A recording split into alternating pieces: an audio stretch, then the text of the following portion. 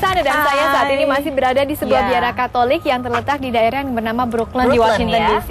Dan di sini memang cantik sekali ya. Iya. Selain bisa buat ngadem lah Sus ya. Bisa kalau memang di panas bawah kayak gini sekarang.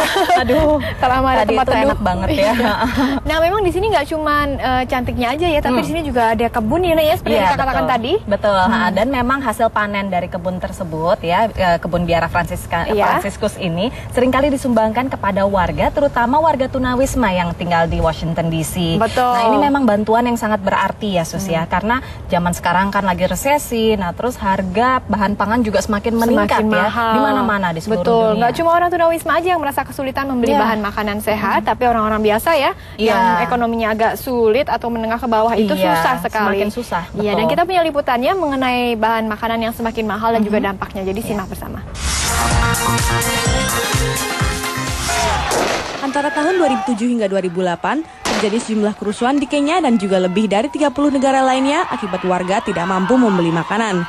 Pengamat menyebutkan peningkatan harga makanan diakibatkan oleh naiknya biaya listrik, tingginya kebutuhan akan bahan bakar, minimnya persediaan bahan makanan, serta iklim yang memburuk.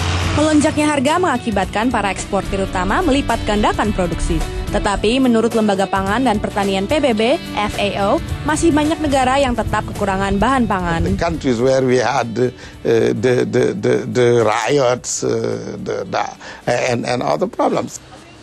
Ancaman akan kenaikan harga akan terus ada di negara-negara berkembang. Dengan semakin meningkatnya harga listrik dan bahan bakar, sebagian hasil panen dialihkan untuk memenuhi kebutuhan bahan bakar. Sedangkan cadangan beras, gandum, dan palawija tak berubah banyak sejak 2007. All the other factors that led to the price crisis are all here. They have not changed.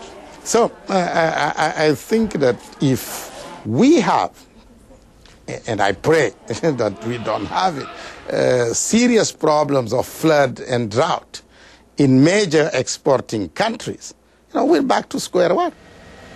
Menurut sejumlah pengamat, banjir, kekeringan, dan cuaca yang ekstrim akan semakin sering terjadi sejalan perubahan iklim. Sedangkan populasi dunia terus meningkat sebanyak 50% menjadi 9 miliar pada tahun 2050. Banyak negara tidak memusatkan investasi mereka di bidang pertanian. Pada pertemuan G8 di Italia tahun 2009, negara-negara industri menyumbangkan 20 miliar dolar untuk membantu para petani di negara berkembang menambah produksi pangan. All those commitments are not met yet. So this is where we are.